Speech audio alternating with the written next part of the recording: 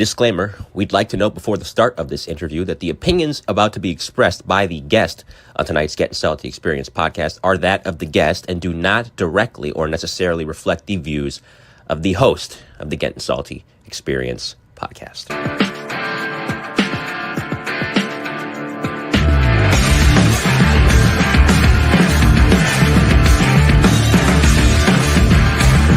Put the fucking fire out! You're listening to the Gettin Salty Experience podcast. Hello! That's right. Hello. Welcome back to the Gettin Salty Experience podcast. It's the only one that brings the Firehouse kitchen table and Hollywood to you, bro. Yeah. We got him. Dude, this guy was peppering me up in the pre-show. Like, Coobs is going like this. Body blow. Knock him out. Uppercut.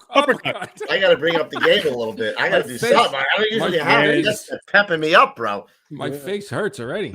Holy mackerel. Man, this king of the one-liners over here. And then just before we came on, Gonzo threw like a little line out. He's like, "Oh, Gonzo, are you chiming in now? Let's go." Yeah. It's like Gonzo's like, I didn't know you wanted to get involved with the discussion, Mr. Helper. Mr. Helper. Holy shit, that's gonna be great. Oh, this a lot man, of belly laughs. not only was he on the job in the war unit, Job. how many did he say shows did he say he did? 190, 100 to 200, something like that? This More than we can got count. like 5 pages, 6 pages. I don't know what it is. This man's been in it all. And Backdraft, and Turk 182, and Rescue Me. And Turk Seinfeld. 182. Four lines in Seinfeld, he said. You don't know what right? Turk 182 is? No, I said Turk 182. That's an old Oh, school you didn't know one. what it was. Yeah, no. Yeah, Zimmerman Yeah. flew and Tyler knew. Yeah, Just saying, if you remember just that saying, movie. throwing him out there. Yeah, He's Backdraft. over. We gotta get him in here because this guy is he's Yeah, he's getting itching. warmed up. I gotta pull the big boy pants and we gotta Oh, He was on Got you, him. Coob. yeah, Oh my God, from the first time we got it, second we got in here, he was on me. He was. That's all right. yeah, not even. All right, Let's get some commercials so we get him in here really quick. let's listen to Vince. Here we go. Firehouse floors take a beating. Rigs rolling in, gear drop down, chemicals and spills every single day. That's why departments nationwide are choosing ArmorTough. ArmorTough epoxy floors are built for fire stations. Slip resistant, chemical resistant, easy to clean, and tough enough to handle anything the job throws at them. It's more than just a floor. It's a safer, sharper, and more professional foundation for your house. And here's the bonus. ArmorTough is an authorized dealer for Groves. So if gear racks, PPE extractors, or dryers are what you're after, you'll find them here. Heavy discounts apply for Gettin Salty listeners. So install an ArmorTough floor and get Groves products at dealer cost. ArmorTough, built for firefighters, built to last. Built to last. What else we got? We got one or two. We have Best of Us. Yes, do that one quick, and then we'll bring in Mr. McGee. Yes, here we go. Looking for an insightful and entertaining salute to the fire service for the whole family? Check out The Best of Us, a feature-length documentary about volunteer firefighting. A rural Wisconsin community deals with death, family, and generational transitions through a series of house and barn fires, car crashes, and home visits told through the eyes of the volunteer fire department. Now available on Amazon, Tubi, and a variety of other streaming services. Also, check out thebestofusfilm.com. Wonderful. See a lot of new members in there too. Thanks for joining the membership. We appreciate it. Rest of us. Bunch of new content coming out. Yeah, it's like we got quite a few, man. Yes. Quite a few. I think they just want to come speak to McGee. That's what it is. Maybe they're gonna get their question answered right away. Yeah, the man crush. Let's go. Hold on. Oh. Let me get ready. Let me get him in there. Hold on. Can we use this as an intro? Hey, it's Kunta Kinte! No, okay, we're just kidding. No, just he's not laughing back there. I don't like that. Yeah. He's like, I got to deal with these clowns. All right, let's do it. Here we go. All right, coming to the stage, Jack McGee. Woo! What do you got there, big boy? Dude, they're going on. They love you. Panty dropping. Panty dropping. Are you ready? One of you guys better hope this thing works out. Oh, you don't even know. Yeah. This guy. Before we get into all the shenanigans here, we gotta get patriotic. So let's do it. Here we go. I pledge allegiance to the flag of the United States of America and to the republic for which it stands, one nation, under God, indivisible, with liberty and justice for all.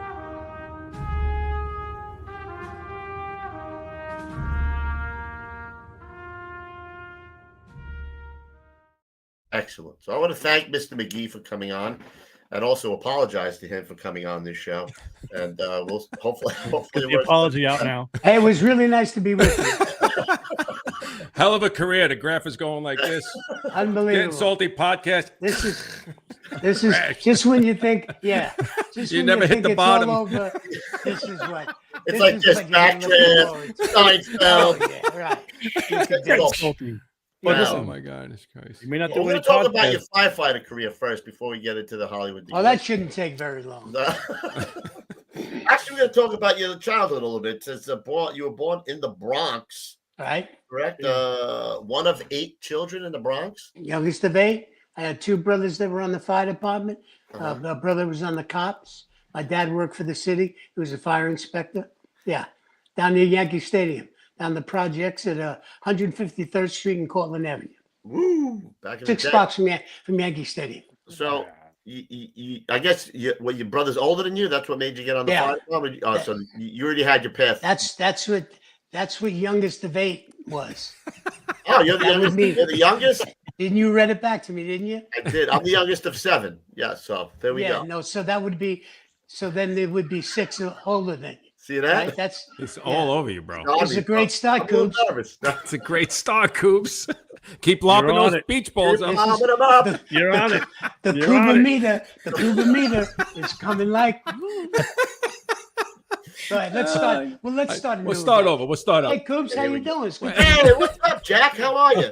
Nah, pretty good. What Ever did you tell you do? about my 7 older siblings? Oh, you're the youngest of 8. I heard I am the youngest of 8. that would make you the baby.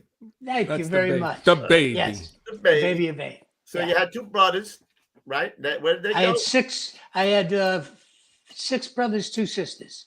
I would make it 9. That- I had 5 and 2.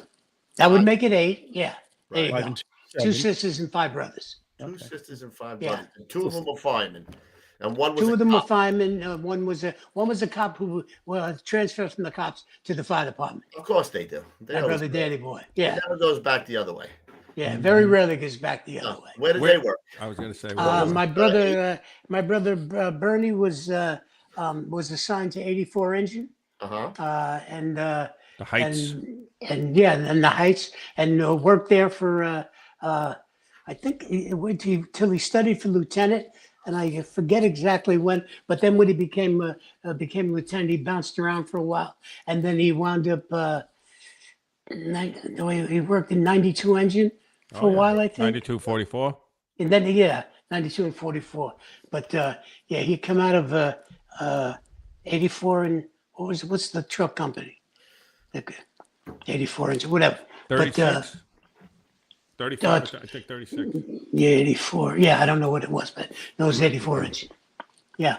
So they were on the war years too, ahead of you, right? That was during the dance, during the late I'm getting 50s a bunch of throughout 34s in the the chat. 60s.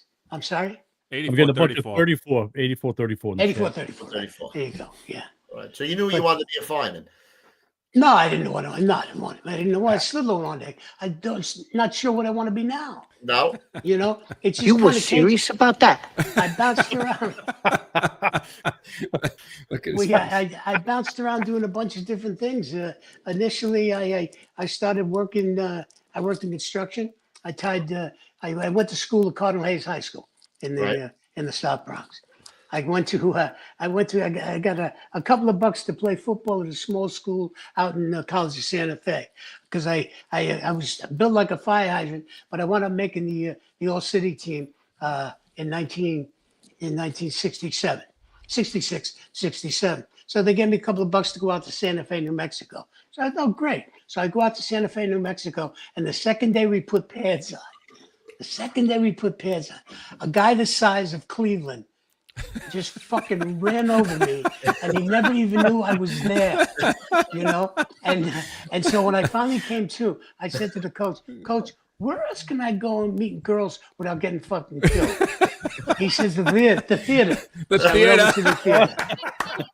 And I only lasted 6 months there because for some reason or other, I came from the South Bronx out to Santa Fe in 1967, and there was nothing but warm Schlitz beer and peyote buttons, you know, and they expected me to go to class. What? I don't know.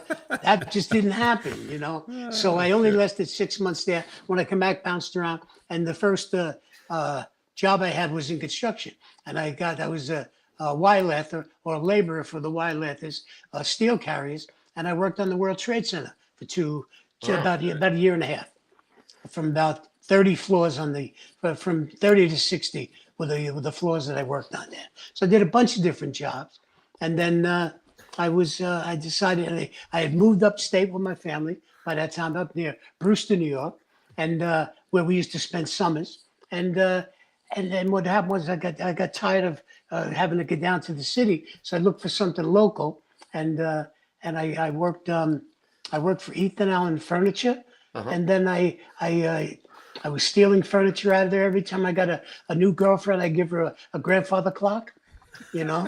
So the heat got on a little bit there. A love seat. Well, a love seat. I had finished the deal. It had to be a sleep sofa, no pillows. I had my pillows. I had my standards, and Right. so the deal began. I did some theater work up there, and then what happened was the fire department. I had been on the list for on the job for a while, and we were the last class. We got sworn in on December 17, 1977, and we were the last class from that list. So we really got lucky. Well, that was the one before the women came on. 77 was the last one. Women was 79. Yeah, they were on the 79 list. Yeah, I thought the women didn't come on till later. Nope. My brother was on the list. He got on, and then the women came on right after. Oh, the list started then. Oh, yes, the list started. The new list started, but the women Right. didn't come on till later 80s. on in that list. Yeah. Yep. Right. Okay. Yeah, because Right, I was around when that happened. Yeah. Yeah. So that's when I But you had the love of acting already. You knew that you liked. Well, doing I had it? been when I was a kid. I learned how to sing with the black guys in the hallways in the bathrooms, you know, and I'm a monster when it comes to it. I love that stuff. I don't play instruments. I love that stuff.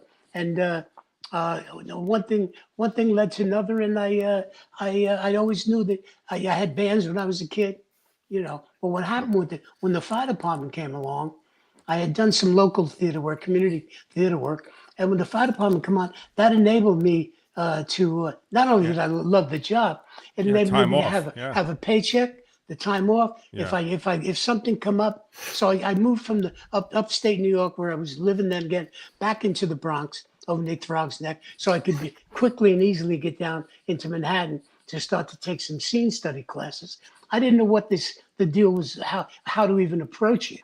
I just knew that when I saw James Cagney dance down the steps of the White House in Yankee Doodle Dandy, I remember saying to him, that's something I'd like to do. And so I knew there was always something. But this gave me the opportunity. I remember looking at what I was seeing on TV and then saying, I don't know. I don't know how difficult it would be to get into that, but I think I could do that. So long story short, that enabled me to have the time off, being able to swap. You know, if get a mutual. Came up. If something comes up on a Wednesday and it's Tuesday, you call up and you say, "Hey, Lou, do me a favor. swap me out. If you work for me tomorrow, a 9-hour shift, I'll give you that night off. You can be home with your family." Right. So I never had a problem getting the opportunity to get down for this stuff, and that lasted about I guess about 6 months of going down into the city and getting an agent to and it's all about flesh peddling with the agents when you first start, because there's very different between having a commercial agent and a theatrical agent. It's a whole the commercials is just a look. just a face and a look. And it was, and about 3 months after I got a representation, I wanted to start to get work. It's actually a pretty funny story. My first commercial was for Kellogg's Frosted Mini Wheats.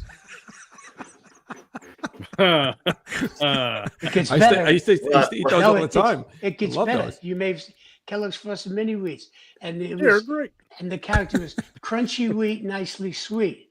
Oh. I don't know. You may remember it. It was one of the. I was one of the heads of a two-headed giant.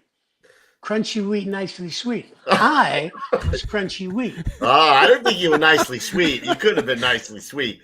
Well, if the money was better, I could have became that. It's all about the money. So here's the deal. So all of a sudden I get it, and guys in the firehouse. I was just going to ask you, what the hell was going on there when they found out that you were doing I put this up here, and they first of all they wanted at one time the 20 of them come up and rented a couple of vans from the Bronx up to see me in a play up in Connecticut. No way. Yeah, so with their wives and stuff. So they break my balls, but they said they were coming up because they had a bunch of fucking rotten tomatoes. They had nothing to do with it. They want to do something with it. But they come up and they were great. And they were very supportive with that. So once they started getting work, it was like, hey, and then you walk in and, hey, look who it is. Look who it is, the fucking one-headed dragon. Look who it is, the two-headed cyclops. So I'm looking at until they found out. I think maybe the rate for us was about $32,000 at that time, and until they found out that when the commercial that I did for Kellogg's Frosted Mini Wheats was making an average of about $60,000 a year, and it had been running for 3 years. So keep in mind that it's a kid's cereal commercial, and the whole business of the pays and stuff like that has changed since then. But it played 20 times every single Saturday, every single Sunday on all the networks. So then when they found, they said, hey Jackie, what do you get for something like that? I saw it pays pretty well. And once they found out how much I made, then all of a sudden, like the couple of guys who used to call Julio, Jack. You get me in there, Jack. Julio Fungulios. They would come by and he says, hey Jackie, I know these guys are assholes, but can you get me in? Yeah, as soon as they make a fucking horror movie, I'll get you out. But see, but you guys know that. That's the way they tell you that they like you. They bring your balls. Meanwhile, they go back home. They bring it to all of their friends. Yeah, you know what I mean. I know this guy. It's my guy. I know. This is my guy. I know the two-headed monster. That's my guy. Yeah, exactly. Yeah. Can I get anything for that? You know. But that's the nature of the beast. Hey, Jack. Go ahead. I'm sorry, not to interrupt. I just wanted to who do you remember in the fire, your first fight when you first got there? Who were some of the guys that? Do you remember? Well, the guy that I just stole one of the greatest lines in the world was a guy named Pete Calamari, the squid they used to call him. He was a great guy. He was a great cook, and he was an English teacher. And he was a fireman, but to supplement his salary, he had to teach English. And he was a guy. Pete was just a very unique guy. He was a man of words, and he's the one that used the first time I used the expression, and that and that guy over there, this Julio Fungulio, he had this is the kind of guy Pete was, and you knew he also was a guy who had his specialty. He could make the best meal that he could make for under then $5, and it wasn't because he was cheap. He just loved cooking, and he would go to the certain stores and pick the stuff pick out. up the good stuff, and and picked it up, and he let you help. Nothing required any ability, but you could chop stuff up and tell you. But then you knew the meal when the meal was ready, because Pete would come out and he'd have the red ring from the red wine over the top of his lip. And he wasn't a gonzo guy. He never got to put you in jeopardy. But he was one of the guys, and I always find myself, whenever I talk to anybody about it, and I use the expression Julio Fungulio. So I'm glad you asked, because and there's a bunch of them. there's a lot. You know that. Did you you, know you did put. you enjoy the job when you were there? I mean, I know acting took you away, but did you enjoy going to fires? And I mean, Yeah, I mean, I enjoyed. How could you not?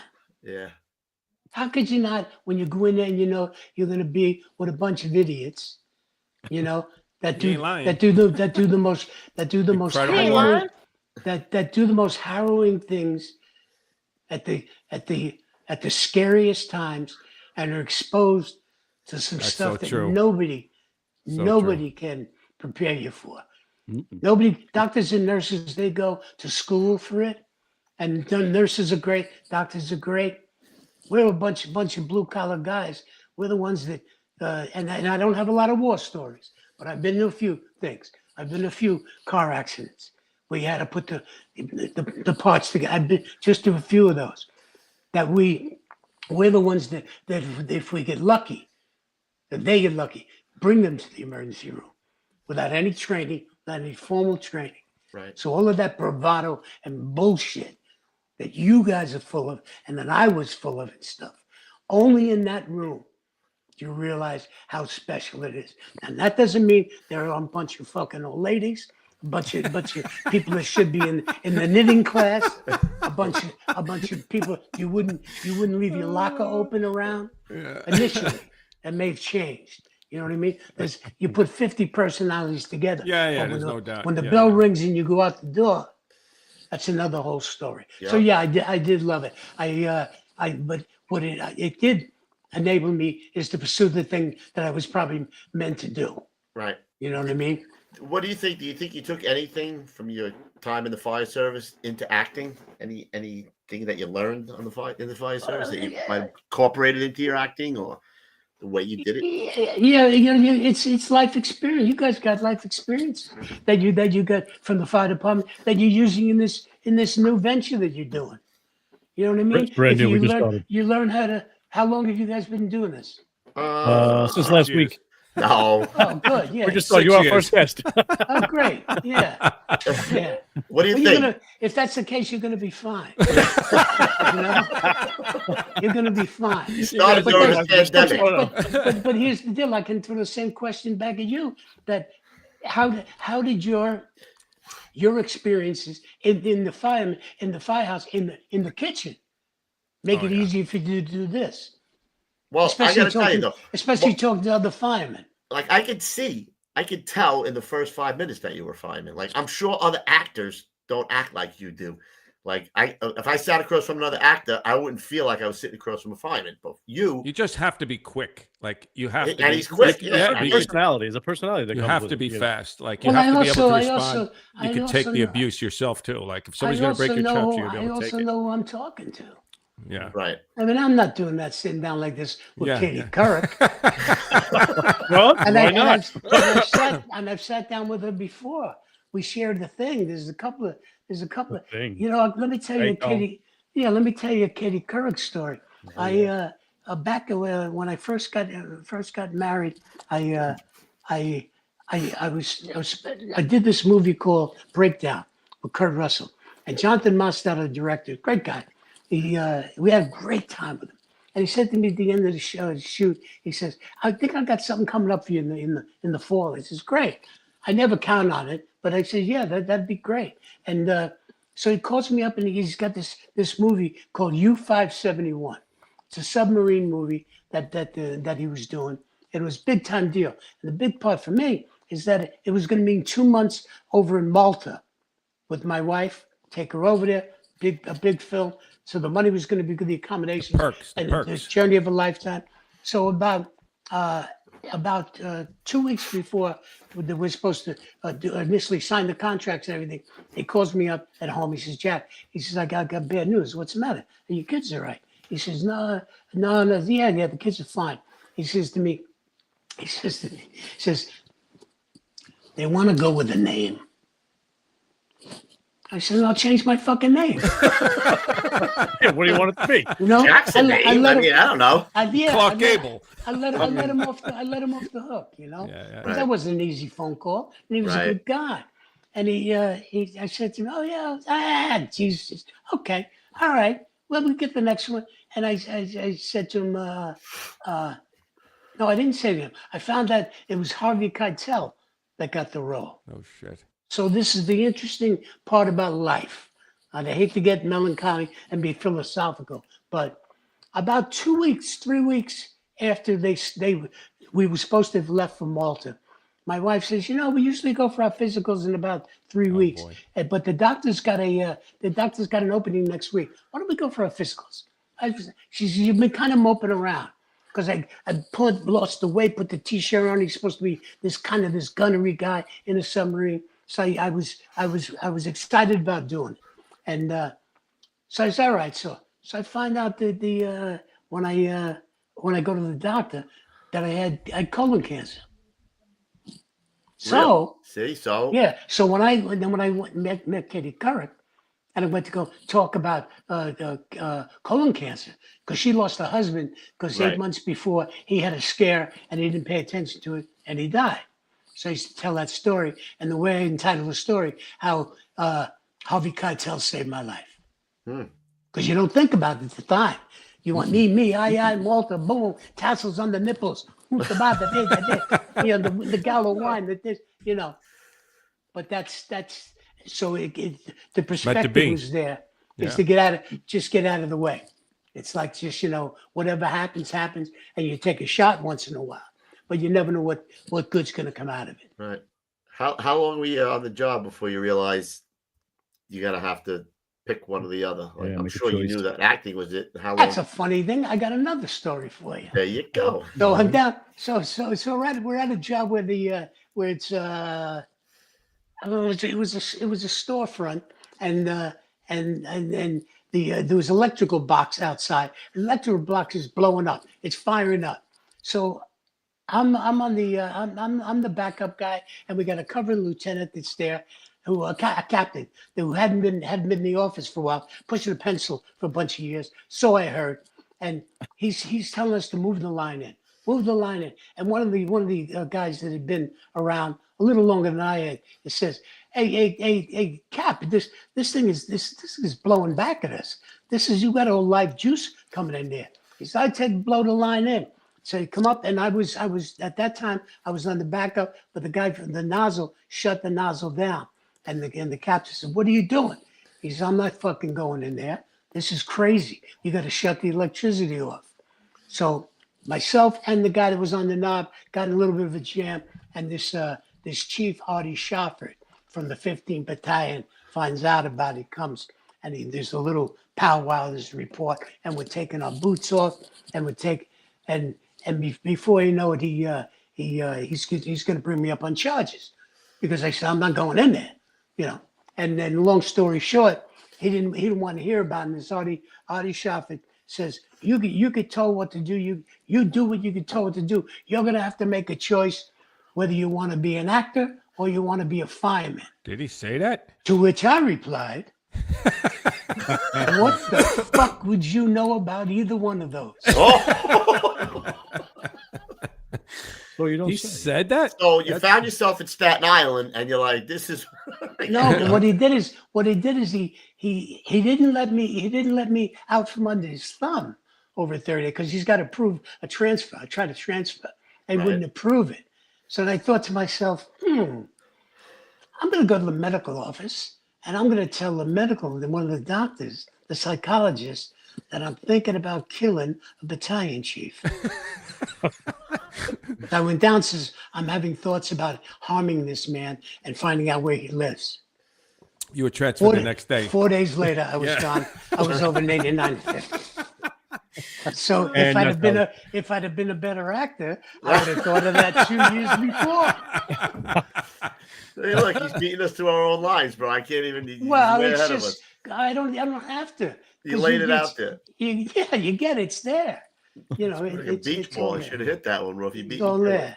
Yeah. Well, you tried to hit a beach ball with a stickball bat. Not gonna happen, baby. No. All right. All right. So, how much longer do you do over there before you make the decision to? Over where? Over in 89.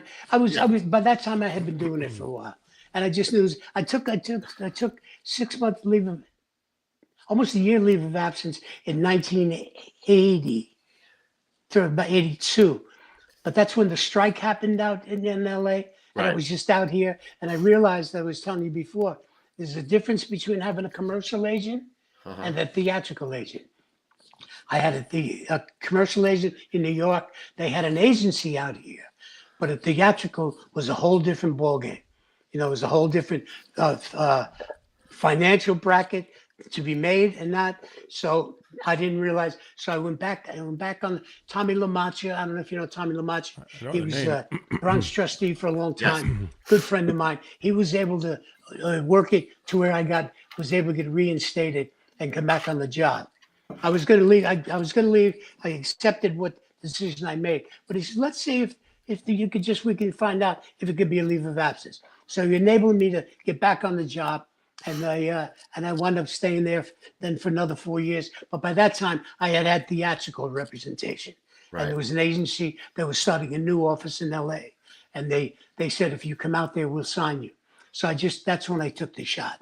That's when I knew that by that time I had done a little bit of work. And I knew that if I got the opportunities, I didn't know what to expect. Because in New York, it was a business. And out in LA, it's an industry.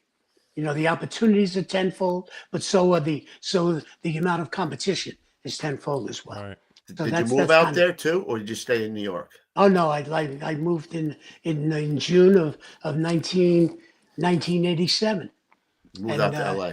I moved out to LA, and I've been out there. Well, I've been out there ever since. Yeah. What What'd you do, consider 10 your years? big- Yeah. You did I did 10 years 10. on the job? 10 I years. did 10. Yeah. Did you get a pension? No, I walked away Okay. from the pension, and they was suggested if you stick around for another year and a half, but it was time. Yeah, I just You knew knew it the was timing. time. You know, when you just know the timing is right, and I had achieved a couple of things that I thought I could achieve, and if I did stick around for the other year and a half, I couldn't. It just felt like it was time Right. to do it. You might be turning down something that could open a big Well, door. you don't know. You got strike with the iron's hot. You got somebody that's just in representing you. And most of the actors that you may see walking down the street anywhere, they never even get representation. It's an incredibly competitive business. I was so very, very, very fortunate. Yeah. So, what do you think your biggest break was? Your first break that you really put you on the map? I don't know.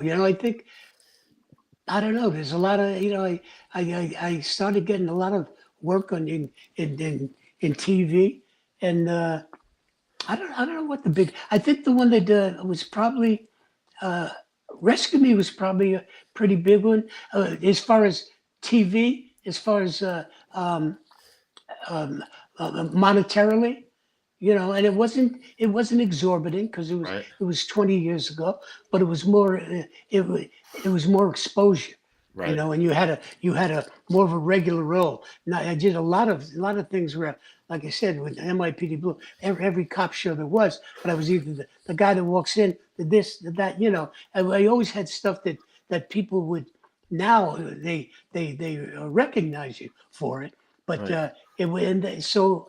So I would probably have to say Rescue Me, and then a little bit later on, The Fighter, the movie. I played Mark Wahlberg and Christian Bale's father in the movie The Fighter, Oh, that's right. the Yeah. boxing movie. Yeah. Yeah. Did you fucking research? Did you?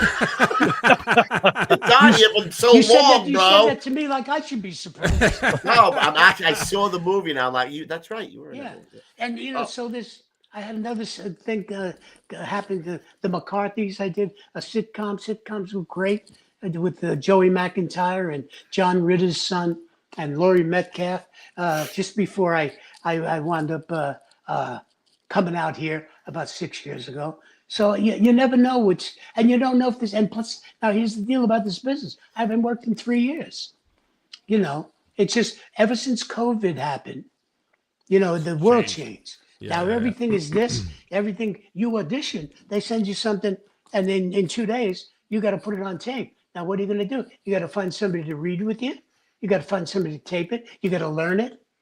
So it's really kind of been overwhelming. So now I've decided my serenity is more important to me. I just tell them, send in my old reel. If they know, maybe some of the young kids may not know who you are. Maybe some of the older directors are there. and I've been I love going to work, but I don't need to go to work anymore. I done enough to. It's not crazy, but I got enough that I'm fine. You know, Right. I got more than enough. Well, the biggest movie in the fire department is, of course, Backdraft. Everybody has seen that. I mean, it's like the Bible of movies for firemen. Yeah. So, Yeah. what was that like when you did you have to read for that, or did you Well, audition for that? I got another one for you. All right. When I was 8 years old, When I was a little boy, when in I the was a bunch. kid, when I was a kid in the projects, and this all is so tied in. It's kind of crazy. I used to go to the PAL. You know what the PAL is, right? The police league, yeah. Police Athletic League. Yeah. It basically was a thing in the gym where they Keep the kids off the shot. street. Yeah. Kids off the street, yeah. So we went and did that. And one day they came in and they announced they put a broomstick through the door. Where's the camera? Broomstick through the door, but and they said anybody can walk under here and wants to make $300 a week. So we all ran. Every type of kid, white kids, black kids, didn't make a difference. And so then they put us through this drill. They had us do "How Now, Brown Cow," and then they asked us if any of us sang. And I had been singing in the hallways, in the bathrooms with the black guys for years now. That's where you get the best sound, the acoustics. So they brought you. Do you know a song? Yeah, I know a song. Why do Fools Fall in Love by Anthony. And so I'm up there. I do this song, and then I just go. I did it a cappella, and then about a week later, my mom says to me, "You know, the police athletic league, they dropped a note off in the mailbox. They want to see you down. They want me to bring you down to Manhattan to audition for this show."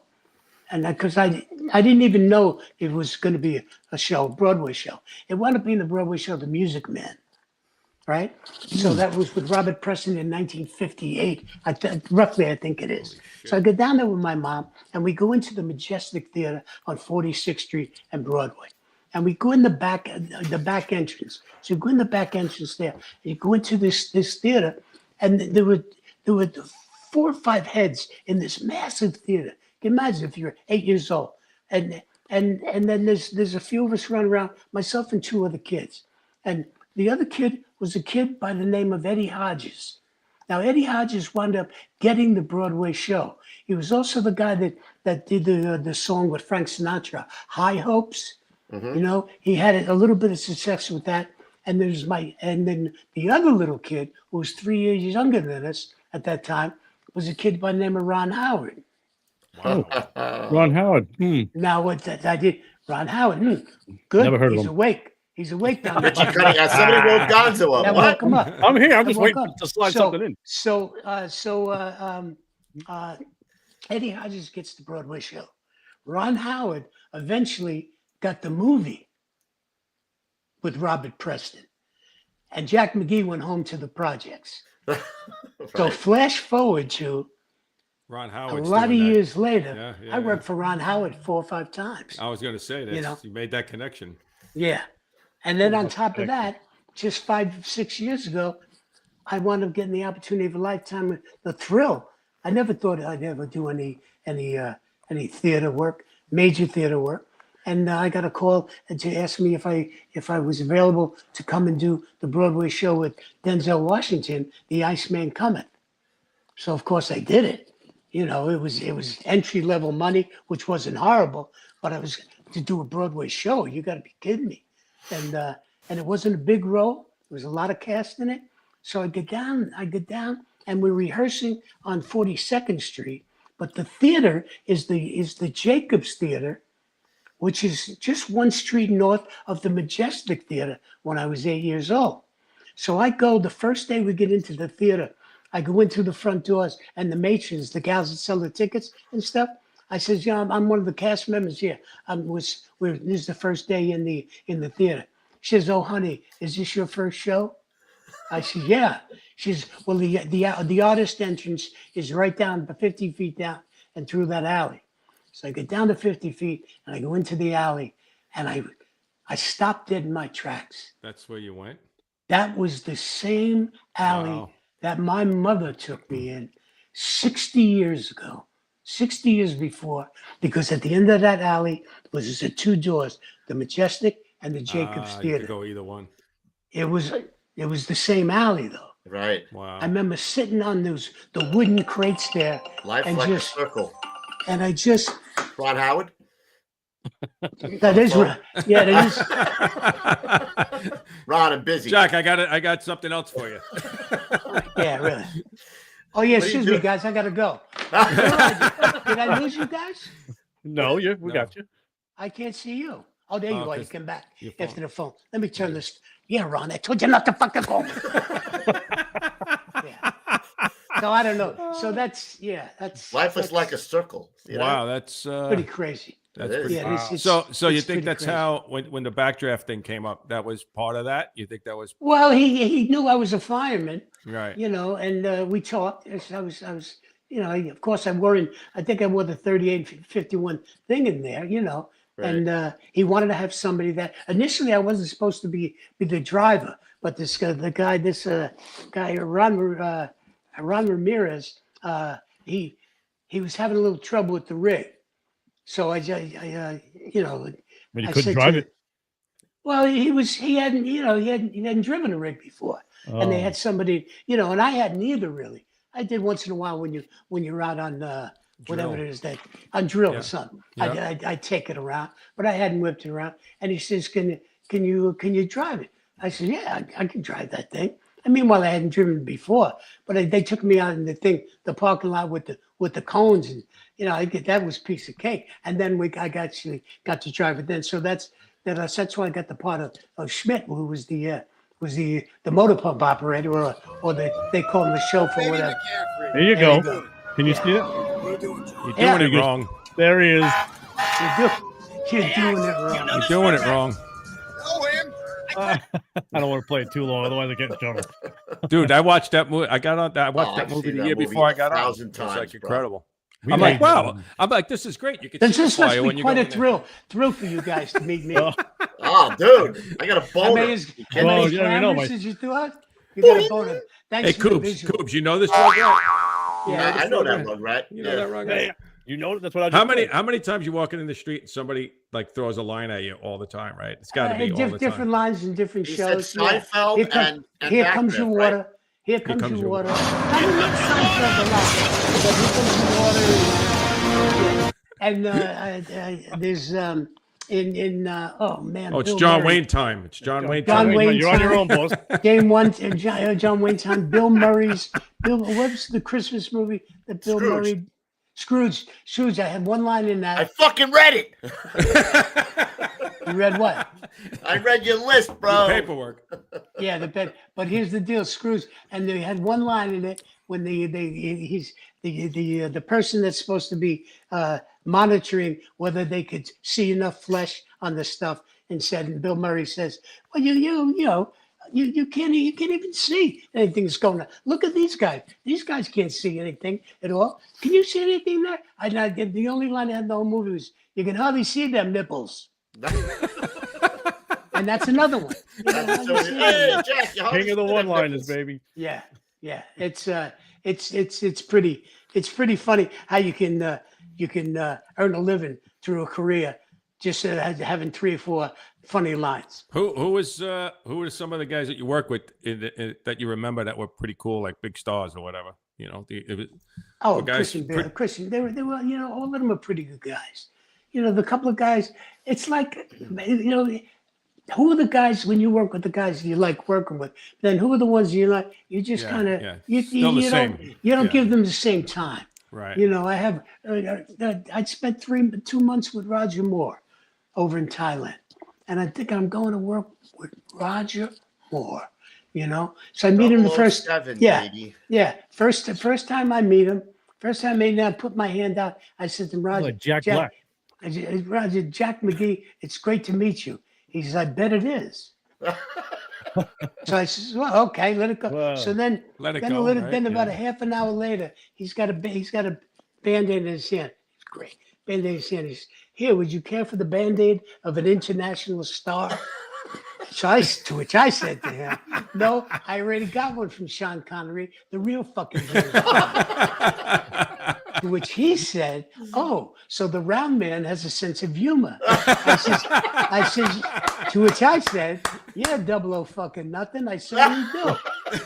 And the love affair was on. Really? For 2 months, we had, I think there were 5 or 6 nights in 2 months that he allowed me not to have dinner with him and his fiance. He just included me in everything. Took me after we wrapped on the movie. He had to go to Hong Kong because he was an ambassador for UNICEF, and he was involved in their clean water program. And he had to go to Hong Kong for something. And he told them that he was bringing his valet. Oh, so I said, I'm not fucking carrying your shit. But he wanted me with him for that extra week in Hong Kong. And you travel around Hong Kong with Roger Moore, it's a pretty exciting thing. And also too, he says he was my favorite 007 too. That guy. I said to him, Roger, what is it like to have, because there's an island named James Bond Island. What is it like to have an island named after you? He says, well, when we were doing The Man with the Golden Gun, and I looked at him, he said, you've never seen The Man with the Golden Gun? I said, I've never seen any of your movies, you know? And he said to me, you've never seen any of my movies? I said, no. Have you seen any of mine? You know? And he says, well, I generally make it a habit not to see movies that go straight to DVD. That's the way it was. That's the way it was with him every day. He was like a fireman. He was the sweetest, the silliest guy in the world. Yeah. Is he still around? No, he passed away about 10 years ago. And he mentioned me in his autobiography. Did he? Which is kind of fun. That's cool, man. Yeah. It was he was great. I had a great friendship with him for the last 10 years of his life. I'd see him every time he came in. When he found I was getting married, he took my wife out to lunch without me. And then just wanted to see if he could talk her out of it. Why would she ever consider doing something like that? Yeah, he was a great guy. So you meet a lot of great guys like that. Christian Bale was a terrific guy. A lot of them, they're just, most of them are just people that got lucky and still looking over their shoulder, figuring out when they're going to catch up to us.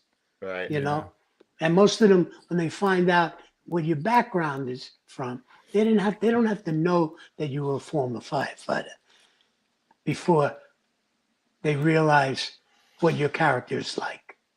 You know what I mean? Mm-hmm. It's when they sit, then when you tell them that, they go, now I got it. Yeah. Are they curious about firefighters? Do they ask you questions like these Hollywood guys? Well, I don't know. Yeah, they always say, well, what's the worst? What's the worst thing you've ever seen? You know what? That's always my family asked me that too. Actually. Well, yeah, and usually I'll tell them you. You know, and I don't know. What do you? I don't know. Yeah. What do you say? What do you say to that? What do you say? Yeah. But it's yeah. Did you ad lib a lot? We were talking about it in the pre-show a little bit. Did you ad lib some stuff in movies? Like we talked about it a little bit. Yeah, they do, but you kind of gotta do it the way it's written. But you also, if you got some personal experience, and then you try something, you know, and they can always change it. You know, they can always tell you, let's go back to script, which means they really feel strongly about it. And I've never had roles where it had, you know, I'm not doing I've only had very, very few love scenes that I have to worry about improvising with. Yeah. Mm-hmm. Why do you think that is? That's the name of the movie. Why do you think that is? You can't control yourself? Finally, God's finally, the Rain Man wakes up. The Rain Man. What? Not only that, I noticed he hesitates before he says, you know, fucking speak up, look, I'm there. Jump in and jump out. You're in or you're out, like the meal. Like the meal. Oh, you're out. Good, bro. I don't know. What do you? You're out forever. I don't know. What are you having? I got fucking. What happened is not you at the table. Yeah. If you're out forever. Yeah. That's it. How long did it take you to film Backdraft? I think we were there in July, and we left in November. So you're there from the beginning to the end of the movie, even if your parts. Yeah. Right. Yeah, because you never know when you're going to work. Right. You know, you're in a lot of the different stuff, and they keep you around. They have they wanted the funeral. Ooh, the angry look, angry. The funeral scene. Oh, that's barking into the. That's here comes your water. Here's your water. Hey, By 17 officers, you stand around here with your thumb up your ass. No, that was. That was him when he was yelling at the cop. Was standing around by the back of the rig. Now you're trying to make up to me, huh? No, it's working. It's working, guys. guys. Keep it up, guys. I can see it. I can see it. You just became my favorite. I said that. I could see a little twinkle in his eye, guys. Keep going. Yeah. And not only that, I'm spotting as we speak. Well, what about Rescue Me? Let's go about how'd you wind up landing that one? I have a friend of mine that lived down the street, Jimmy, I forget what his last name was, and he said to me, Jack, I just saw something came across that I looked at, and I thought there's nothing and it's good for me, but it seems like there's something that is you. I said, okay, let me call. So I called the agent and I told her about it, and she let me see.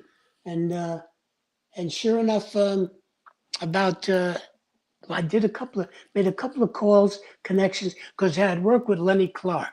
You know, Lenny Clark is the comic. He's a good friend of Dennis Leary's, and I had worked on Lenny's show, and as it turned out, Lenny was supposed to play the Chief Reilly, but he had another sitcom. His sitcom got picked up, and when your sitcom gets picked up, you can't do another show, you know. So, luckily enough, I think I got in touch with Jimmy Serpico, one of the producers, and I says, and I knew Lenny, the show had gotten picked up. I said, just have Peter Tolan, who I had worked with his mother-in-law on a community theater show up in Brookfield, Connecticut, and I knew them. This group's name was the Brockelmans.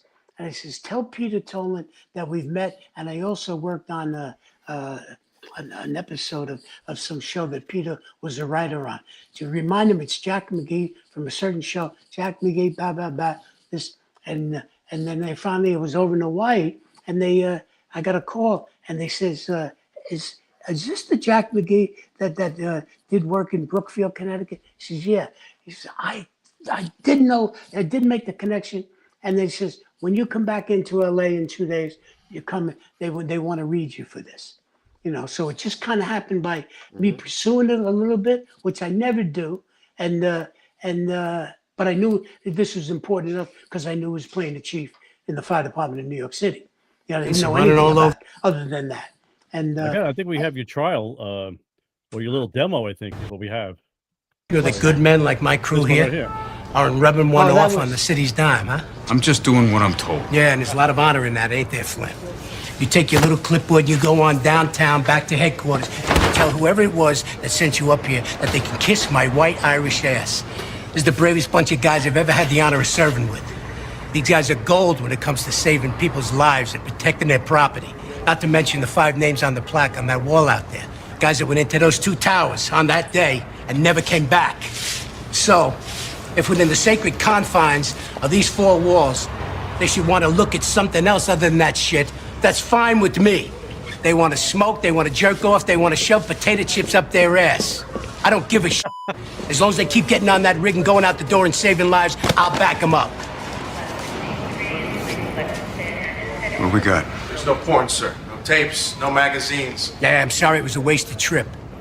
Now get out of my goddamn quarters. Let's go. Make sure down at headquarters you tell them Chief Jerry Reilly from the 15th Battalion. Let's go to the next one. Nice. yeah, it's fun. You know, I could think of the whole time, every guy on the fire department wants a chief like that. Oh my God. Yeah. The writing was real good. Did you film that in New York? In Queens.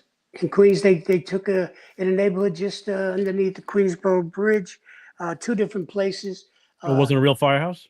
No, it was a warehouse that they faced it, and Right. they used the inside of it, and then the inside the headquarters, the kitchen, and the other place was another place in Queens on the other side of the Queensboro Bridge. Did So they when you- ask you? Did they ask you for any? Sorry, Coop. Did they ask you for any input on stuff like how you think things should be done? Or Nah, was- they had guys. Terry Quinn, you know the name Terry Quinn. He was their technical advisor, and they had other guys around there. I mean, they, you know, it's important to know if they ask you something about what it would be like in a firehouse, and if there wasn't the guy whose department that wasn't there, I tell in a conversation they tell them. But for the most part, because they have enough things when they got 30 extras as firemen, and they're trying to, even though if they're only shooting it spotty here and there, they don't need somebody else adding into it, Unless they ask you, right? Well, and plus, a lot of times I wouldn't be in those scenes because the stuff is all chopped up. You see us on the squawk box, and the reason why I think it made it easier for me is because I knew how to call some. I was familiar with how to call in something, call in a box, Right. or call in and ask for something, or talk about the north side and where you're gonna start. Just the gibberish that you have to have going on in the radio as the background, Right. How long would it take to film a season? Because you did 3 seasons, right? Did they film it Well, consecutively or? Took about 5. No. They put them out and then they put them on the air, and then you come back because you got to get renewed every year. Right, but they would do you- one season at a time. They would film one season, and then Right. they would chop it up. Right. Generally, I don't remember if it was 6, 8, or 10 episodes of the clip. I Uh-huh. think, which would get you through 6 months or 3 months, and then it's the whole hype thing about hyping it up for the next season. I forget what the timeline was, but I think it started in February and finished up in April, the first one. Right. How long would it And take they- you to film that first season? Well, if it's 6 episodes, it's April. I don't know, January, April. Count 4 or 5 months. Hmm. Yeah. So you come back to New York for those 4 or 5 months, and then go Well, I back. lived. Yeah, right. Yeah, they Right. put you up. They give you an allowance to put you up in a place back in New York. Find a place, and but I wound up staying with my niece in Hoboken, and they'd send the van. You didn't get private car service, but they send the van with one of the guys who's going into work, or send one of the Teamsters to come and get you and pick you up and Well, drop you one off. of the Teamsters, you know what I'm saying? One of them guys. Yeah. Yeah, You know how they work. yeah. So you were in from season 1 to season 3. Season middle of 4, 3.5 seasons. 3.5 seasons. Yeah. So was it? Oh, there you go. Yeah. How'd they do? What'd they do? How'd you get out? How'd you end up getting off? I don't even know that. They had me killing myself. No. Yeah. Guys are big fans of the fucking show, are you? Yeah. Gonzo. Step right into that one, bro. Gonzo, No, help but me I out was here. gonna say the only one I ever watched was the one where they went to. I think they were at headquarters, and they were taking like the training, the sensitivity training or Let something me like get that. something straight, little sweet little. You only watch one fucking episode? I watched I'm the not a whole big, season. I'm not bro. a big I watched the TV whole guy. show. I'm not a I'm big looking TV you. guy. I No, watched no, the whole he's not a big season. I'm just telling you. I'm not Yeah. a big TV guy. One, you watch one season? Gay. No, I watched them all. You watched once? Yeah, you watched them all. Man. How come you didn't know how many seasons I was on? 20 fucking years ago, bro. I don't remember what I had for All breakfast right, yesterday. all right. Well said. He watches Chicago well Fire taken. though, Jack. I do not watch Yeah. Chicago Fire. I do not. I'm sorry, Steve Here's the deal. Chikrotis. I wouldn't even watch it, but I'd like to be on it Yes. because it's a cake schedule. I know it's all the Pony Show, Dog and Pony Show. Yeah. But Yeah. First of all, everybody's goddamn That guy good was looking. cool. That guy was cool. He was John good. Skirty. Yeah. He was Yeah, cool. John Skirty's a good actor. What they did in this show is they captured every type of personality there was, and they stuffed it all into one firehouse. You had And the which- gambler. You had the What show is interesting- that? Just Rescue Me. Oh yeah, well yeah, they did their Yeah, they every did their guy research. that you find on the job was all in this one firehouse, right? Right. The Right. sensitivity Yeah, training. and thing actually, it was hilarious. really 5 guys, and they had the girl come in, Right. and then the practical jokes, them gluing my ass to the toilet seat. There was, the practical jokes, the stuff. What's the best practical joke you ever saw in the firehouse? That you were a part of. You said somebody was Or shitting in your story. shoes earlier. Well, the guys used to, sometimes the guys would shit in somebody's boot. I don't know. I don't know. Allegedly. Shenanigans. About the 5-gallon buckets of water off the roof when Yeah. you're coming in. That still You know what I happens. mean? And then try to drop the bucket, get out and get down to bed Yeah, so, without it wasn't getting you. wet Yeah. because you'd run up the stairs and try to catch it. Yeah, Just little boys with nothing to do. that's exactly what it is. Yeah. Yeah. I tried to whack. Well, here you Jack, go. I was gonna when you get a chance, talk about just tell the guests about the helmet. about the helmet. About the This One helmet, you got yeah. on right there. The one you got on in this picture. oh, that's my brother Dan's helmet. Yeah, my brother Dan passed away. After I did Rescue Me, and I wanted to honor him by wearing his helmet. So I wore that for the 4.5 seasons of the show. Yeah. I know. And the other thing I want to tell you guys, the interesting thing, I told you I had a brother who was a fireman and then an officer down in 84 and 34. His badge number was 738. So he carried that badge until he became a lieutenant, which is 19 years. And then when I come on the job, I didn't think about it, but I wondered if that badge was still available. So Tommy LaMancha helped me find out. Tommy said, let me find out if it's there. Because I didn't know. I know when you become a lieutenant, you got to turn in your fire department badge. And I didn't know what they do with them. So it was available. So I wound up wearing my brother's badge. It hadn't been used again. And I wound up wearing it for the 10 years that I was on. And then when I left, that same brother, his son was coming on the job. And he wore it for 20 years. So we got to the three family members got to wear that badge for like almost 35 Wow. years. That's Yeah, pretty did you cool. Did you retire it? Because you can retire it and buy it. Did he do that? I don't know. I don't know. Oh, that would have I been don't great. think so. I got a dummy badge anyway. We're gonna Yeah, I fucking got the retire dummy it and buy it. Fucking dumb. I got mine. I still have my dummy badge. That's a good business. Go out and get the dummy badge and say, Frankie to guys, look, Buckles. Remember that guy, Frankie Frankie Buckles. Buckles? Frankie Buckles. Frankie Everybody Buckles gets- used to make it. did he make it? Yeah. What? That was the guy who used to go around to every firehouse back in like the 90s. He used to make all the all the dummy. Make badges. the Yeah. the dummies up. Yeah. Yeah. But you can get you the actual badge. Yes. You can When buy it's- it when you retire. it's You can retire the badge. I Really? did that with my father. My father had it, then my brother had it, and then when he passed away, we retired it. And you bought it. Yes, we Oh, bought how it. great. Yeah. Okay. Yeah. I guess that's all right. That's yeah.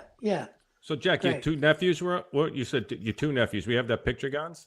Yeah, my nephew Stephen is as you're looking at it on the right, and my nephew Larry, who was up in 66 and 61 up in Co-op City. They were Yeah. both up there, and but then Larry went on to work later on. I think he drove. He had an injury, so he drove the rig around.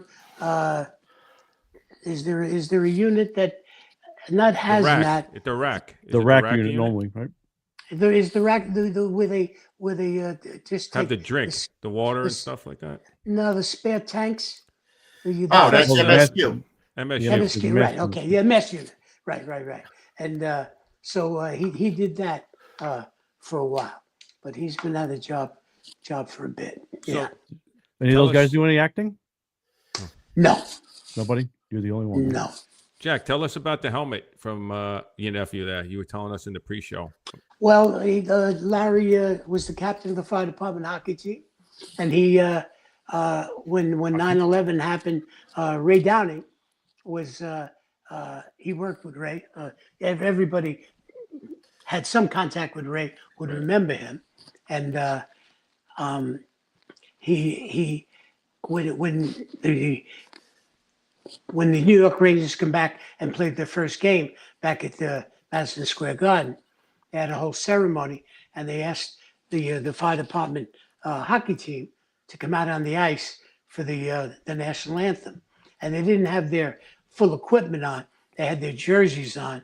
And my nephew Larry, who's the captain of the team, he said to his one of his buddies, he said, I think I'm gonna wear my helmet out there, you know, with Ray Downing's picture in it. And one of the guys says, you think it's just like fine. You think you should? Will you get in trouble?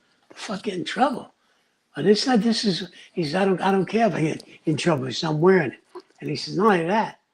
And he's on the line with him, and he on the lineup for it, and he says, I'm going to go over and see if Messier will wear it. And sure enough, he went over and Messier wore it.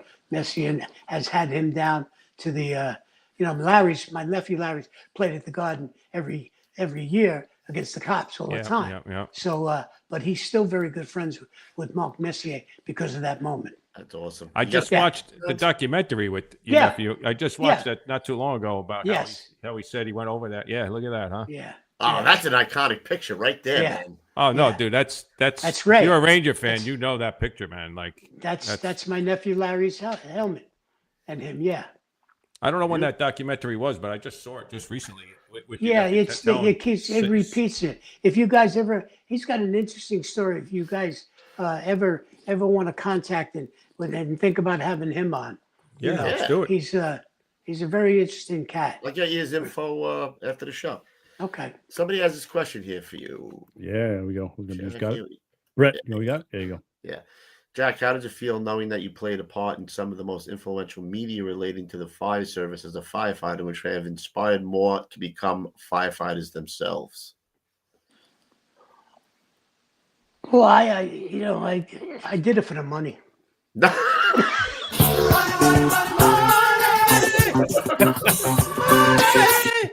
I don't know. That's kind of a really. That's a deep question, man. A deep question, also something that requires a better response than I gave. But, it's always interesting, and it gives you a sense of pride in what you did at one time for a living, and then what you got to portray, and bring a little bit of what it was really like. Not so much as the hero stuff, as the give you a flavor, for a sense of what the flavor is of what these men are like. Somebody said here, it sounds great. If you do 30 years, they give you your badge. They retire it. From Kevin. So I can go back? Yeah. I can go back to 20 to get a $15 badge? Makes sense, doesn't it? Sure, I'm in. Go back for a year and a half. Get the pension. I'm not working anymore. I was going to say, go back. You get the pension. So what do you got? You got any projects on the horizon? I haven't worked in a long time. I've done some local repertory theater out here, a couple of musicals, and I realized how in over my head I am, because these young kids, they're all dancers. They're all great. And I have a ball with them. But they come and they know who you are, and they look at the resume, and then all of a sudden, if you put me with a rock and roll, I'm going to send you guys a couple of videos of doing some rock and roll. I used to do a little bit. I have one for you. I have one for you if you want. Somebody to care. I'm on somebody to hold me down. I want somebody to care. I don't know about rock and roll, but I'm on and shaking my body. I'm on stop pulling out my hair. I'm on the cover myself with dances you. I know you had it in you, bro. Well, I used to when I was a kid. Then you would do a while, and I still go out. I used to sing. I sang background harmonies for the Young Rascals for a while. The Rascals had 10 top 10 hits. So that's the kind of stuff that you look like the fedora, bro. I like the fedora. Yeah. On what? And the vest in that video there. You look good. Oh yeah, it's show business, babe. Playing a part, baby. You get to dress up. You get to dress up. What do you like to do now in your semi-retired state? I'm going to go over and volunteer at. I just got a new passion. Go over and volunteer at the oncology lab, because when you go into these rooms and you're going in for a treatment, and then you realize some of these gals have been there for 3 years, every 2 months, and they got stints in their head and stuff like that. And then the most remarkable fucking girls in the world, they're in their 60s, 70s, 80s, and they're just lovely. And I got nothing else better to do. I'll sit home and be miserable and wondering why I'm bored. And now I went over there and I was getting my first day of chemo on Monday, and it was like it made the time go by so quick, because they were all these girls were all gabbing. They were doing the deal. So I'm gonna go do that. I'm playing senior softball. You know, Really? I'm playing the Ben Gay crowd. I play with them. It's a 60 and over league, but and I'm in the if there's 3 divisions, I'm on the 3rd division, because some of these guys are playing the 55 and over league, and they're bangers. And I've never been a banger. My dad was a catcher in the Giant organization back in the 20s. My dad had an expression. That guy couldn't hit a pig in the ass with a banjo.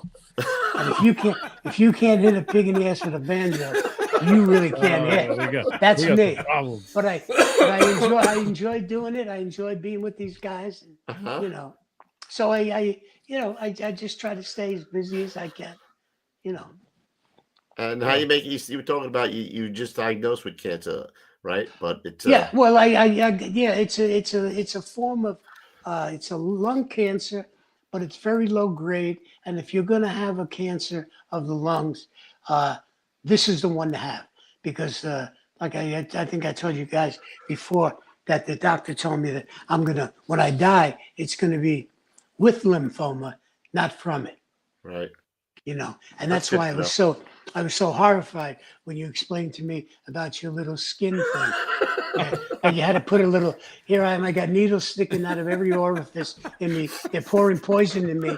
And you would have eau de lollet to rub on your testicle sack. No, Thinking not of my myself. back, but My back. Oh, so you have somebody else. Thank God I wasn't on for that, Jack. dude, you missed it. I told you he was peppering me up in the pre-show. I didn't hear that. I told him. I said to him, I said, I just got this thing. I just got finished with my chemo. I got this lung cancer. Not anything that bad. He's live cancer. Well, I have cancer too. I said, okay, what kind of cancer? I did not say that. You're fibbing now. I said I had to start my chemo too, but it's a different time. I had to start my chemo too. I says, where'd you get it started? Says, well, I started rubbing it this way, and then I started rubbing it that way. You can tell he's climbing, bro. They didn't even infuse them. They didn't infuse them. And not only that, and then he said to me, "Yeah, you make fun, but I had to do it a little bit each hour because it was dry." Thank God I wasn't. Thank God I went to go eat. Thank God I didn't hear that whole story. Oh man. My jaw hurt. And then, of course, you got to repeat it, because we only repeat over the same shit over and over. It gets better every time. So you get a new audience coming in. Yeah. That's when the day tour comes in. That's it. The day tour comes in. You tell them the same story, except you add something to it. I got a great one for you. Just remind me of that. Pete Calamari again gets together with Charlie Law. A lot of guys do different things. Some guys go on become actors. Some guys have businesses. This Charlie Law went to law school. So Charlie Law is got a problem because him and his wife are having problems and they're thinking about breaking up. You know, they're in the cups. Him and Pete Calamari. They're downstairs. Very serious. He says, Charlie says to him, Pete, I'm going to tell you something. Oh, no. And they're in the kitchen now. He says, but promise me you'll never leave this room. Sure. And Pete says, of course. Well, of course. What do you? Yeah. What is it? So he starts to tell him about how he thinks his wife is messing around him, cheating him, it's breaking his heart, putting a lot of hours in becoming a lawyer, doing stuff. And meanwhile, they're getting gooned up, they're getting melancholy, they're getting whatever. So they both go up to bed. The next day, Charlie's walking into the kitchen, and one of the guys says, I'm sorry about your trouble with your wife, Charlie. And fucking Charlie goes insane. You fucking calamari. He picks up, I think he picked up like a mop handle. You fucking son of a bitch. He pounded on the kitchen door. He's really fucking pissed. What's the matter with you? What's the matter with you? You promised me. I promised you. You promised me. You told me, well, you're telling me now we'll never leave this room. He said, yeah. It's in this room. And then he looked up. No. And then he looked up and he saw that Pete had written every bit of the conversation on the blackboard. So in fact, being the English teacher, it never left the room. It never left the room. Telephone, tell a friend, tell a fireman if you want to get around. You know what Charlie said to him? Charlie said to him, I guess you're right. Because they had both, they've been in the cups. They were best of friends. But that's the kind of good things guys do. Yeah. Did he end up breaking up, or you don't remember? You told me and never. Well, no. Then Charlie and Pete Calamari, they wound up sleeping together. Says it with a straight face too. Yeah. Well, that's what the guys were saying. Hey, if you break up with your wife, maybe you and Pete, That's usually like too soon to talk about that, right? I mean, it's always so funny, man. Oh, yeah, my God. Too soon. It was the What? end of a night tour. And not only that, too soon to talk about it, too soon to share it with the 7 other guys coming in. 7 other guys, and then the next tour, and then more guys. Well, coming then in. it gets embellished. Yeah, then the detail comes in, and they bring it to the firehouse. Exactly. Gabe in the chat said, "What's her name?" Asking for a friend. Yeah, exactly. Oh, I tell you, I like that part about the firehouse, though. It's a good and bad thing, It's just great. Well, it's what it is. You can't just put between guys, us. You can't put guys together like that and tell them to be maintain a spiritual condition. Yeah. They just. There was. You gotta find. I'm in the group me, like for my old firehouse, and there's like 200 guys in the group. They're retired. You mean like a chat group? Yeah, it's a chat group. And I'll tell you right now, on a daily basis, I am almost in tears. Even with guys writing it, not even getting the sense of how they're saying it, but just what they're writing. Like one of the guys. I forget what the heck he was. I'd have to read it to you. It's just so freaking funny. And again, it's the brutal honesty, right? I think it had something to do with, obviously we just had some line of duty deaths, right? And the firehouse sent, the gallows. Yeah, they were sent baskets and stuff like that, fruit basket. And one of the guys, said something about the fruit, like one of the retired guys said something about the fruit basket, we just don't, what it is. We don't send fruit baskets. It's just not in our style. We send manpower. We'll go stand there in the rain and we'll go do what we do. And that's, that's how we pay respects. But, sending a fruit basket just isn't, that isn't one of them. Yeah. And it was just, they were just breaking this poor guy's balls who sent the fruit basket. It was just, And here's a guy who thinks he's probably doing the right thing, right? Well, he thinks he's doing the right thing. And he's gonna be blemished for the rest of his career. It was just so funny. Oh my God. Jack, do you talk to anybody that you worked with on the job still? Once in a while, I get calls from guys that I used to work with. Tommy Lamach, like I tell us, it's been a while, and not on a regular basis. One of this guy is a guy named Dave Cohen, who's like much like you guys. He's one of those guys that whenever there's a death certainly in our battalion or any of the 2 firehouses that we were both in, even if it's after I've been after I've gone or even after he's gone, he always sends out a message. Right. What are you laughing about, Lou? You must have read the text. It says here, he says, nothing captures the loving, inclusive, open-minded team spirit of Sheffield Avenue like an edible arrangement. Bizel, you sicken me. There you go. Right, exactly. And he could have left off. Is the guy's name Vitel? Bizel is his last name. Joey Bizel. He could have even left that off. Just leave it at that. Read that again and leave off the Vitel. Read it again. Oh my God, it's just so freaking Read it funny. again without the Bizel part. Oh my God. Nothing captures the loving, inclusive, open-minded team spirit of Sheffield Avenue like an quote-unquote edible arrangement. You make me And sick. then you know the sick guys of when it. the guys are reading that, this is what they're doing. Oh my God! Yeah, like what the hell is that? Yeah. And then there's like 20 things after it. Oh my God! It's just so funny. Oh, Yeah. my face hurts. Great. Oh, good man. Okay, Make boys. me laugh. Is it almost over? It is. Oh, you're having so much fun. No, but I wasn't sure how long this is gonna go, but it's getting light out here. We got to do a few things, so hang tight before we say our goodbyes. First, What is this we got to do? You Can gotta we say our goodbyes right. now, and you Nope. can cut it back in? No. Guys, let's do our 2 commercials, and then we'll go to I can't wait. I'll get I can watch the entire thing. You son of a bitch. All right, here we go. We're gonna listen to Collectors Club. We at the Gettin Salty Experience are excited to announce the launch of the New York City Collectors Club, a brand new spin-off of the FD Collectors Club dedicated exclusively to New York City firehouses. Here's the deal. No more worrying about stopping by a firehouse when the crew's out on a run, and no more rolling the dice on questionable patches and coins off eBay. With this club, everything you receive is 100% authentic, straight from New York City firehouses. And the best part? A portion of every subscription goes directly to firefighter charities each month. Now, because you're a part of the Gettin Salty podcast community, you'll get 50% off your first month. That means you can join for just $14.99. All you have to do is use the code Gettin Salty at checkout.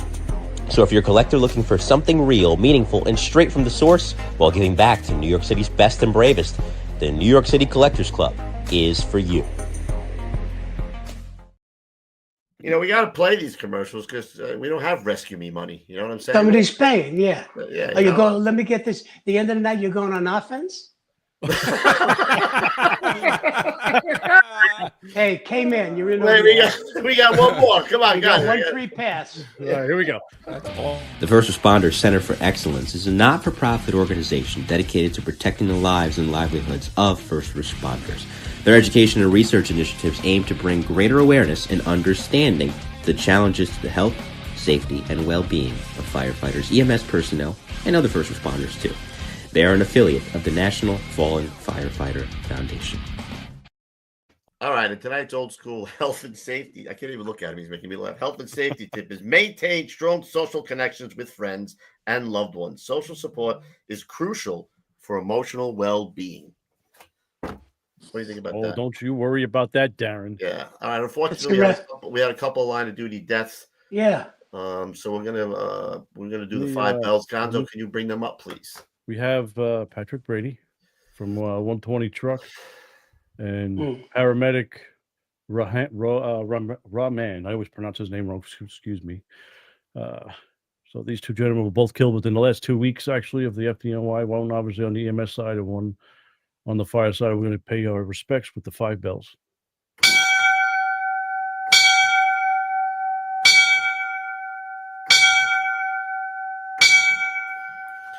Rest in peace, brothers. Rest in peace, brothers. Mr. McGee, thank you so much. Boys, it was fun. All the best to you. Somebody's asking Best of for luck part with 2. everything. Yeah, people want a part 2 already. Look at that. Yeah. They love him. What's not to love? We're very blessed to have this man on. Very talented actor, firefighter, and all-around good fella. You're just trying to butter me up so I'll come back. It's working. Yeah. We speaking of which, you get a special invite. Oh, that's right. Really? I forgot. All our From guests, whom? you might be too busy out in Hollywood, but all our From whom? guests What? from the past year, the first week in August, we have a guy who owns the John J. Harvey Fireboat, and Right. we cruise around Manhattan, and we drink, and we eat, and we have a couple of laughs. So Great. You'll get Will they drop me off in my AA meeting? Because that's really what I want to do, is be on a fucking boat with a bunch of booed up firefighters that want to put me in their armpit. And That's tell just me like the old day. this is good. I love this guy. Yeah, I could do what you do. There, yeah. I could do what you do. I could do what you do. You never heard that one before. God, I thought you yeah. were gonna find the Frosted Mini Wheats commercial. One of the guys sent it, but it's so grainy. It is grainy. Yeah. Let me. I gotta see it anyway. Play. Let's it. see. Here we go. Let's see what we can do. Give me just a second. It's old. It's yeah. 19... It's so one of our great listeners or watchers. In the well, chat. and they back then there was all videotape. So here, Yeah. let's see what we can Kellogg's do. Frosted Mini Wheats taste so hard to great, see. even the two-headed giant took sides. Crunchy wheat, nicely sweet. Which one's you? Wheat. Nicely sweet. You on the left or the right? Left. Crunchy wheat. I told you what it was. Wow, you were really young. Delicious.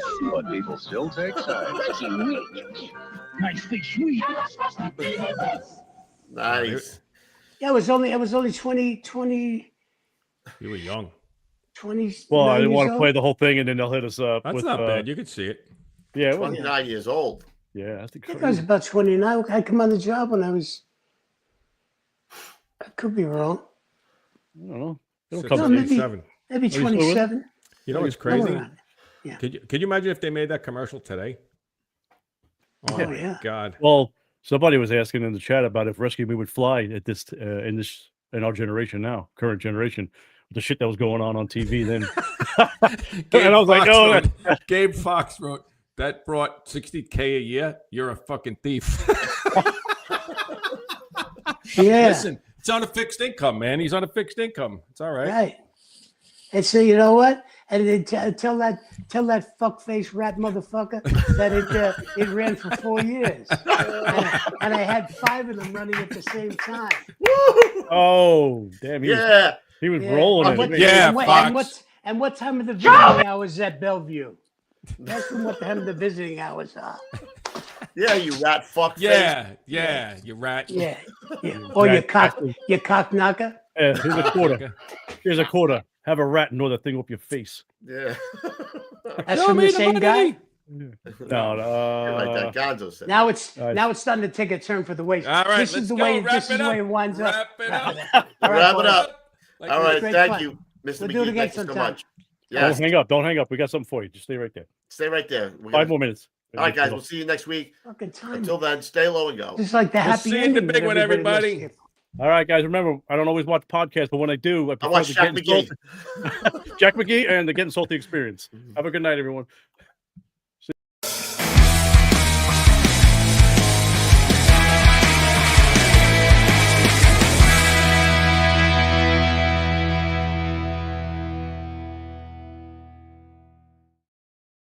Kellogg's